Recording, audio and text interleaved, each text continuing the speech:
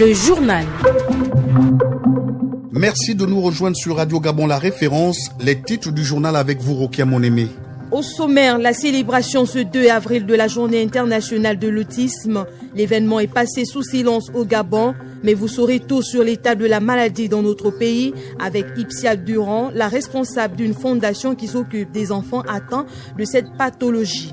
Lutte contre le Covid-19, la décision d'un confinement général pourrait-elle avoir des conséquences sur l'environnement? La réflexion dans le journal avec Tiane Davila Lengimini. Et puis le coronavirus et ses conséquences sur le sport, l'UEFA vient de suspendre la règle très stricte du fair play financier dès la saison prochaine.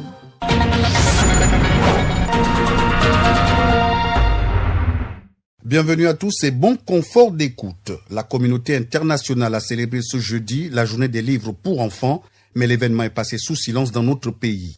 La présidente des écrivains du Gabon, Pulchéri Abemeng Kogé, et l'écrivaine et éditrice Sylvine Sam ont tout de même livré à Anselme Bamboa Pingani de notre rédaction les bienfaits de la lecture et ses enjeux. Reportage. Un coup, deux coups, trois coups. Quel gâchis! Je venais de briser ma dernière bouteille, celle destinée à laver mes blessures intérieures. Le livre est un ouvrage de l'esprit qui permet d'enrichir les facultés intellectuelles du lecteur. Seulement aujourd'hui, on constate qu'un plus grand nombre se désintéresse aux livres, en l'occurrence les plus jeunes. Pour amener ces plus petits au goût du livre au Gabon, des structures des livres mettent en place des activités. L'écrivaine et éditrice Sylvine Sam et Pulchéri Abem Kogé, présidente de l'UDEG, l'Union des écrivains gabonais. Les éditions de Sam se sont lancées dans le livre jeunesse depuis 2015. Nous avons à notre catalogue près d'une vingtaine de livres jeunesse. Nous développons aussi des livres autour de la langue. Pour promouvoir nos livres jeunesse, nous organisons des animations dans des établissements primaires, pré-primaires, avec la participation d'une troupe théâtrale. Pour encourager les enfants à la lecture, nous organisons le concours de lecture dénommé les petits champions de la lecture lors de la semaine du livre. Donc vous voyez, ces activités permettent à l'enfant de découvrir la lecture quand on sait l'importance de la lecture en milieu scolaire. Nous le faisons par des cafés littéraires, par des présentations, par des concours. Nous le faisons également en encourageant les jeunes à écrire. Donc nous le faisons à travers toutes les activités autour de la littérature. Il est peut-être vrai, le livre semble perdre sa place dans de nombreuses familles. En ce temps de confinement, certains s'intéressent à la lecture, à l'exemple du petit Ronsard, qui nous fait une démonstration. Mes enfants, écoutez l'enseignement d'un père. Soyez attentifs pour connaître la vérité. C'est un bon savoir que je vous donne. En cette période de crise sanitaire, le livre pourrait largement occuper les enfants. Pourquoi alors ne pas organiser des activités de lecture ludique en famille où les plus jeunes seront les vedettes? Autre journée célébrée ce 2 avril à travers le monde et sans retentissement également au Gabon, celle de l'autisme. Néanmoins, notre reporter Ida Onyami s'est rapproché de la fondation Sandanou, une structure qui s'occupe des personnes autistes. Avec sa responsable Ipsia Durand, elles ont évoqué la prise en charge des enfants atteints de cette pathologie. Ce trouble du comportement qui touche l'enfant dès l'âge de 2 ans aurait des origines jusque-là méconnues et nécessite une prise en charge scindée en deux. Une pédagogique et l'autre thérapeutique, comme nous le précise Ipsia Durand, spécialiste en troubles orthophonistes. Entre la partie pédagogique, on utilise une méthode gestuelle pour faciliter la mémorisation de l'apprentissage des enfants. Maintenant, sous les plans thérapeutiques, nous mettons en charge un programme qui prend en charge deux thérapies fondamentales. Donc la première, c'est l'orthophonie, qui s'agit de tout ce qui est la prise en charge du langage. Il y a aussi la partie psychomotricité qui essaye de faire une communication avec le corporel, de se connaître, de faire une bonne estime de soi et de travailler aussi en même temps tous les processus cognitifs. Bien que l'enfant autiste nécessite un suivi particulier, souffrir de ce trouble n'est pas une fatalité. Si on prend les enfants en charge, si on le voit comme les autres, plus possibilité à cet enfant de s'approcher à ce qu'on attend de lui. Maintenant, s'il est méprisé, mis à l'écart, il y a des enfants qui sont atteints d'autisme dans le monde entier. Là, on parle de l'autisme, mais il y a multiples syndromes qui sont ressemblables aussi et qui se passent partout dans le monde.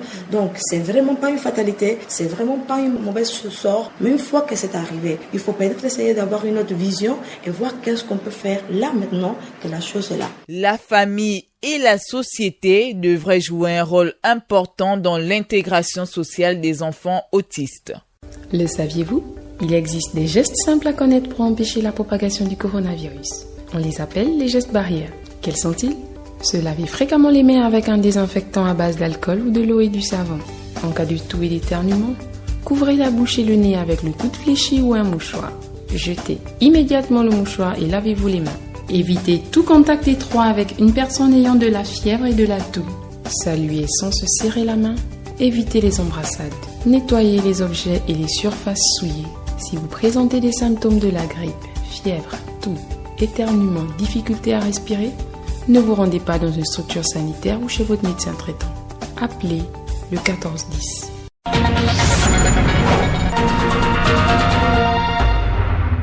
La suite du journal avec le Covid-19 et ses conséquences sur la vie des populations. Par respect des mesures barrières, l'organisation des obsèques se trouve très impactée. Il n'est plus possible d'honorer la mémoire des disparus par des veillées mortuaires, une situation qui affecte les parents. Edgar Kaba. En cette période de Covid-19, la nouvelle est apparue pour certains comme une épine plantée dans une plaie, produisant des douleurs variant d'une personne à une autre. Il s'agit de l'interdiction des veillées mortuaires. Pour cette période de crise sanitaire, certains fusillent ces décisions, qu'ils trouvent indigeste et difficile à accepter. Nous avons été dans la désolation de ne pouvoir organiser une veillée mortuaire en bonne et due forme comme le veut nos traditions. Le coronavirus est venu bousculer des habitudes, des comportements que nous avons au quotidien. C'était trop dur pour moi, très triste aussi, parce que j'ai perdu ma nièce. Elle a seulement fait 5 jours de maladie à l'hôpital. Elle n'avait que 15 ans. Vraiment, ça m'a fait mal du fait que le corps de ma nièce sorte comme ça là. Et c'est sorti à 10h. Et à 13h, on allait l'enterrer. Vraiment, ça nous a touché, quoi. Ça nous a choqués. D'autres comprennent la nécessité de respecter cette mesure, qu'ils trouvent préventive et protectrice à la fois. Ces décisions ne sont pas des décisions à caractère politique, politicienne. Elles sont des décisions à caractère sanitaire, afin de protéger la vie. In fine, d'aucuns sur ce même sujet ont une approche assez différente. Ils pensent que l'application stricte des mesures barrières autour des obsèques pouvait prévaloir, plutôt que l'option de l'interdiction tout court, même en cette période de Covid-19. Face à la pandémie du coronavirus, les États du monde s'organisent pour la riposte.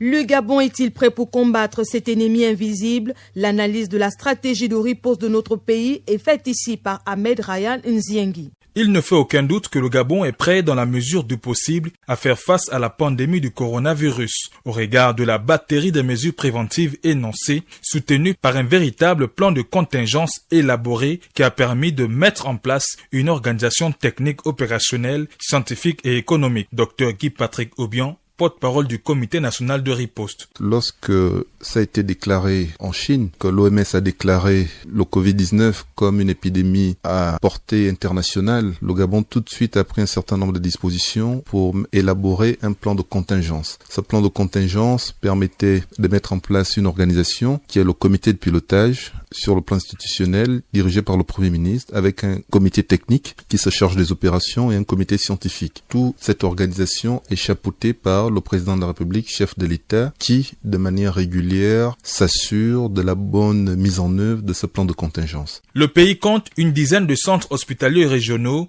2 grands hôpitaux militaires et 3 centres hospitaliers universitaires de dernière génération, avec en son sein du matériel médical de pointe. Nous avons identifié au niveau de Libreville quelles étaient les structures de référence en matière de prise en charge de Covid-19. Donc, ce sont principalement les CHU et les grands hôpitaux militaires. Et à l'intérieur du pays, ce sont les centres hospitaliers régionaux. Cette organisation est assurée et coordonnée par les gouverneurs des provinces. Toute chose qui devrait participer à rassurer, en gardant à l'esprit que l'assurance touriste n'existe nulle part. En ce qui concerne cette pandémie, la discipline des populations serait d'une aide certaine pour l'éradication du coronavirus, qui, rappelons-le, n'a encore pas de traitement thérapeutique spécifique.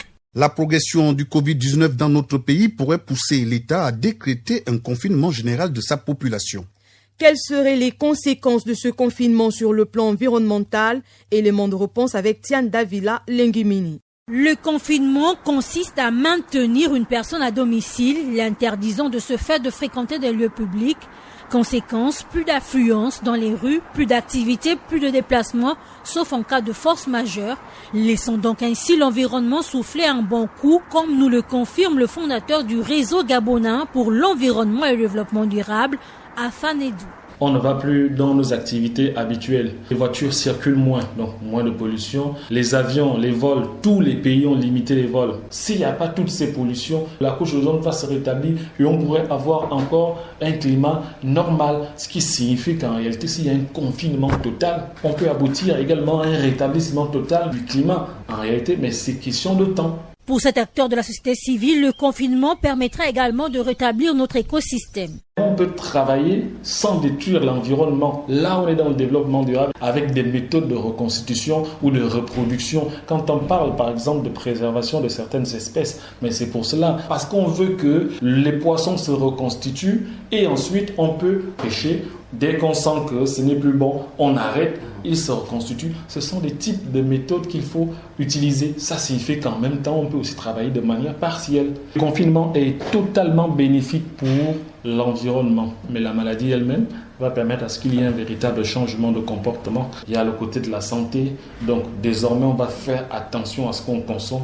Il faudrait que les autorités mettent en place des mécanismes en cette période de pandémie pour maintenir la chute des gaz à effet de serre dans l'optique de préserver et restaurer les écosystèmes terrestres, mais aussi de lutter contre les changements climatiques. L'Afrique a gardé le même schéma industriel portant essentiellement sur 3 facteurs, les unités d'exploitation, d'extraction et les infrastructures d'acheminement.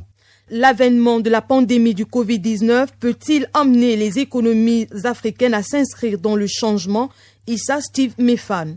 La crise sanitaire suscitée par la Covid-19 met l'Afrique face à ses responsabilités. L'insuffisance des unités de transformation vient le démontrer. Fulmba Fabrice, historien des faits politiques et administratifs.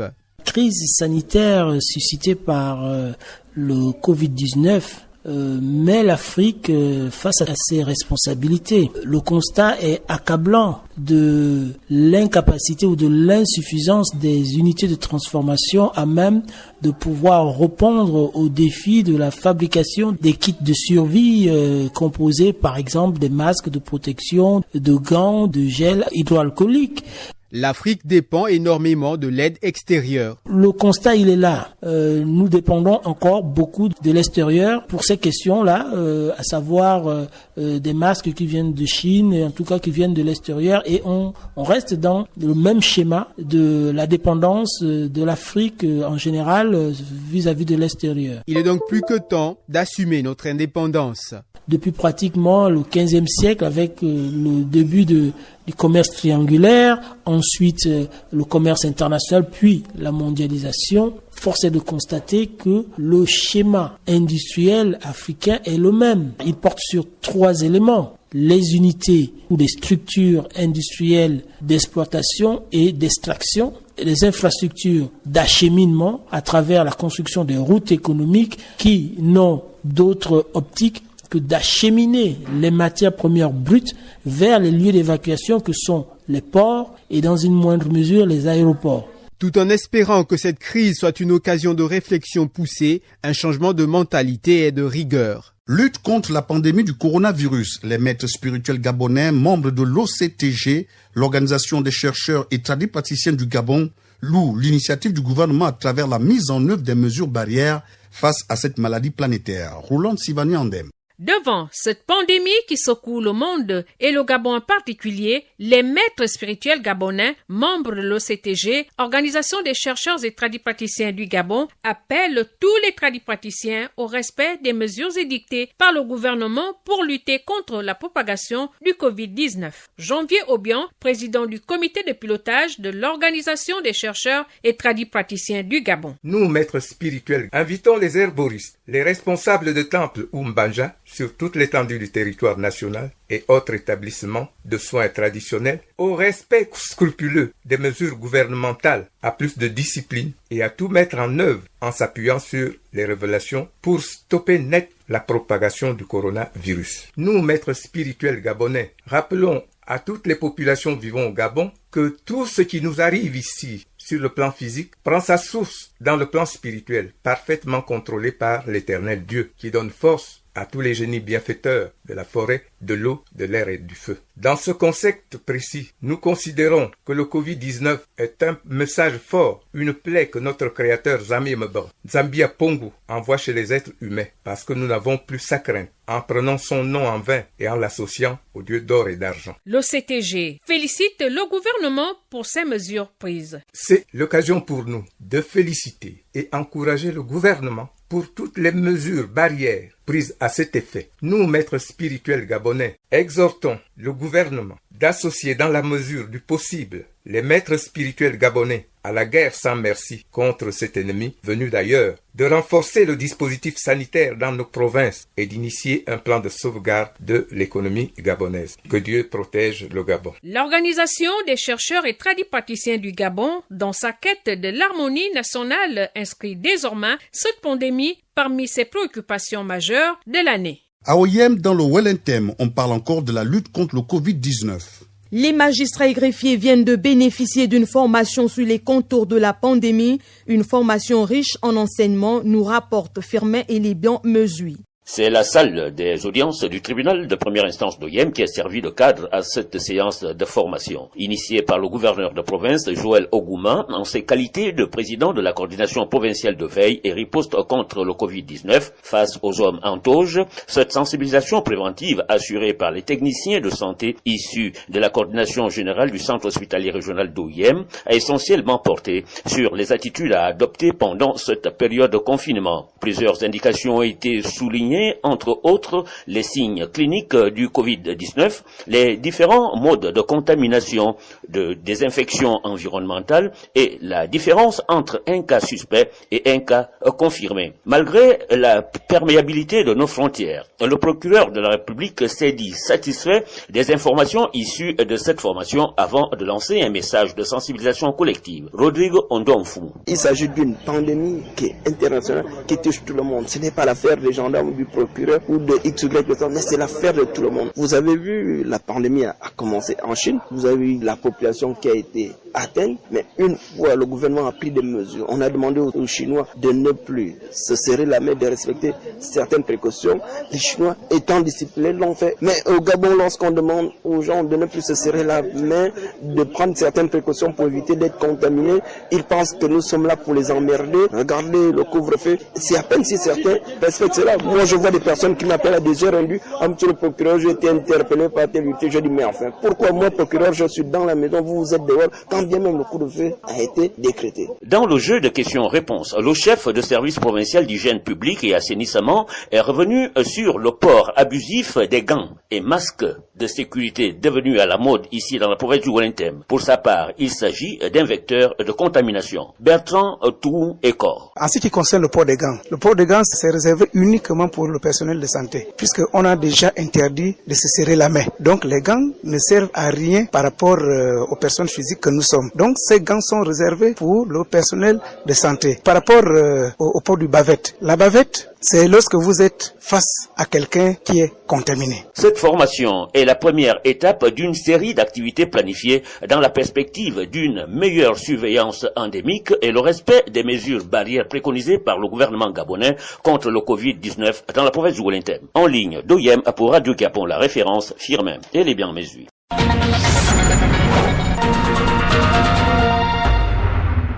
Le gouvernement gabonais vient de procéder à la baisse du prix du carburant à la pompe et celui du gaz butane.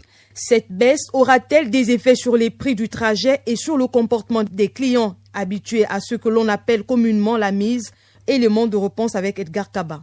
Ça y est, le gouvernement a fait un pas de plus. Le prix du carburant a baissé, celui du gaz butane également. Premier arrêt pour vérifier cette baisse du prix du carburant, une des stations-service de Libreville. Témoignage d'un des pompistes qui s'est prêté à nos questions. Le prix du carburant a totalement baissé. On est quitté de 685 pour l'essence à 605 francs. Et on est quitté de 670 pour le gasoil à 585 francs.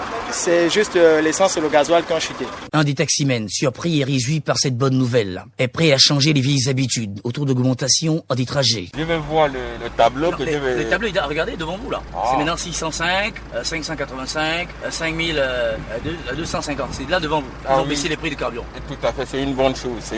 Je ne peux que me réjouir parce que s'il y a juste 1 franc ou bien 2 francs qui a eu à baisser sur le montant, c'est que c'est bon de notre part par rapport au coût de la vie actuelle. Puisque nous portons 2 places actuellement, ça joue à la longueur de la journée. Sinon, c'est une bonne chose de la part du gouvernement. C'est 100 francs le trajet, mais quand le client te propose 200, tu peux pas refuser. Poursuivons notre petite enquête à travers quelques grandes artères où les clients attendent leur taxi. À ces endroits, les propositions subsistent toujours.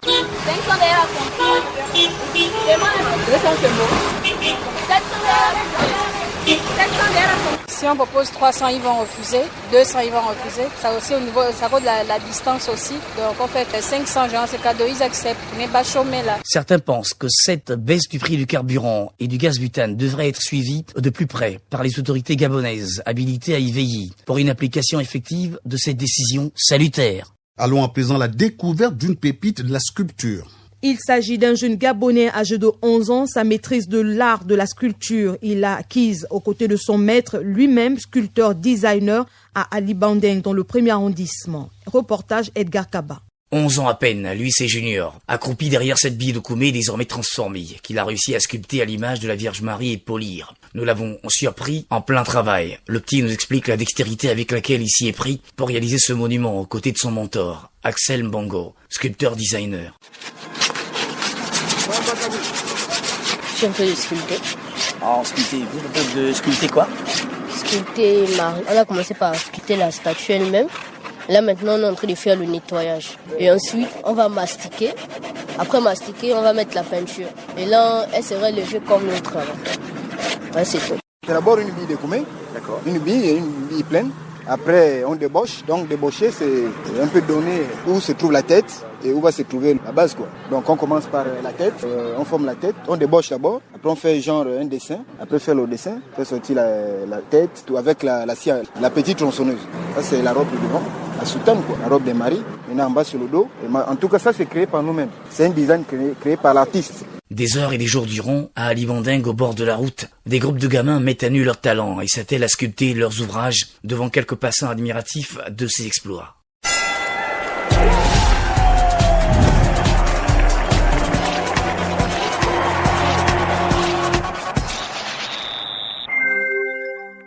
Les sports, c'est avec vous Ulrich Koupangoy. On débute par cette nouvelle. L'UEFA a décidé de suspendre le fair play financier des clubs européens pour la saison 2020-2021 à cause de la pandémie du coronavirus. Plombés sur le plan économique, les clubs qualifiés pour les prochaines compétitions européennes auront droit à la clémence de l'UEFA. Mercredi dernier, l'instance continentale a annoncé la suspension du fair play financier pour les clubs qui disputeront la Ligue des Champions et l'Europa League pour la saison 2020-2021. Le comité exécutif a décidé de suspendre les dispositions en matière d'octroi des licences aux clubs en rapport avec la préparation et l'évaluation des informations financières prévisionnelles des clubs. Le monde du football ne cesse de rendre hommage à l'ancien président de l'Olympique de Marseille, Pape Diouf, depuis l'annonce de son décès des suites du Covid-19. Les témoignages affluent de par le monde. Le président de la CAF, la Confédération africaine de football, Ahmad Ahmad, n'a pas manqué d'envoyer son message pour rendre hommage à Pape Diouf, pourtant très critique envers la gouvernance du patron de l'instance fêtière du football africain. Pour Ahmad Ahmad, Pape Diouf était un homme exceptionnel et son parcours le prouve. Celui qui a été le premier président noir d'un club de football en France restera une gloire de notre sport et une fierté pour l'Afrique. Le président de la CAF a adressé ses condoléances à sa famille et à ses proches. Ulrich Koupangoy, le milieu de terrain Nathanaël Bongo Mburu, gabonais formé à l'Olympique de Bisségué, vient de signer un contrat de 2 ans et demi avec Maritzburg United Football d'Afrique du Sud.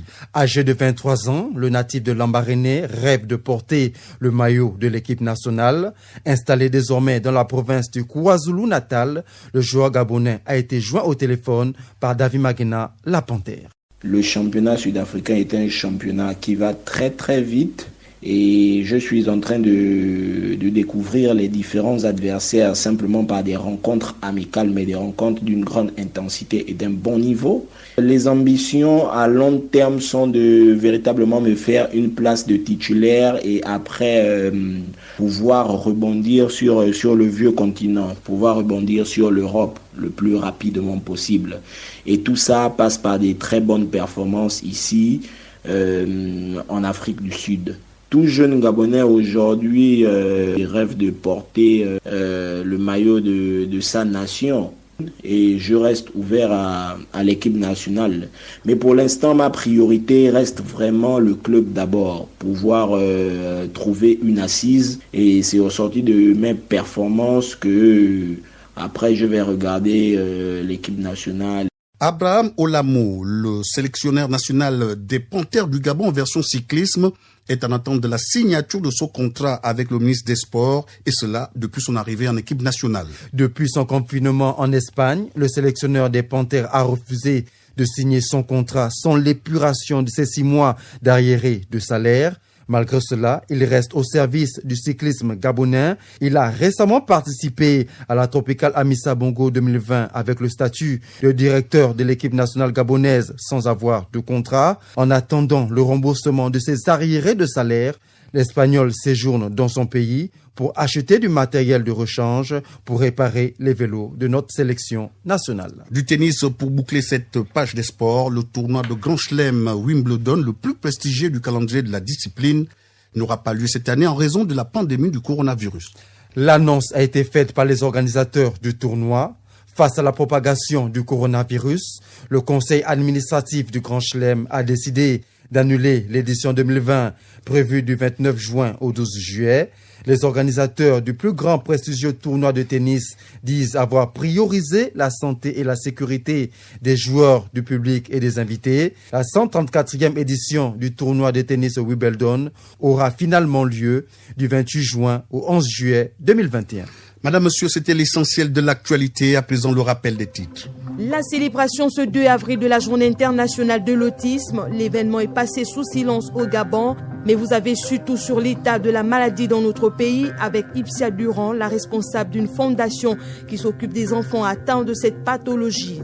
Lutte contre le Covid-19, la décision d'un confinement général pourrait-elle avoir des conséquences sur l'environnement? La réflexion dans le journal, c'était avec Tian Davila Lengimini.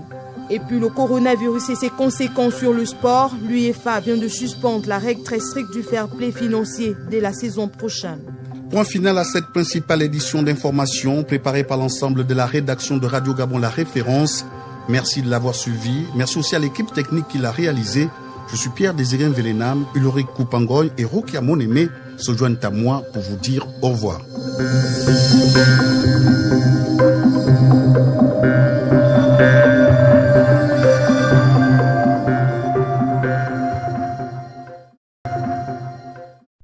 Vous êtes câblé sur Radio Gabon émettant de Libreville, 88.7, 96.5 FM. Où que vous soyez, nous sommes avec vous.